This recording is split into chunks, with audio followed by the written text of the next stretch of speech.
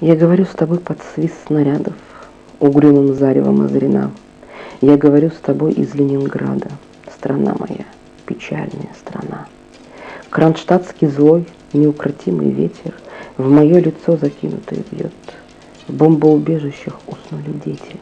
Ночная стража встала у ворот. Над Ленинградом смертная угроза.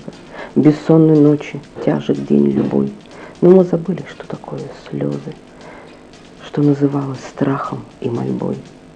Я говорю, нас, граждан Ленинграда, не поколеблет грохот канонад, и если завтра будут баррикады, мы не покинем наших баррикад.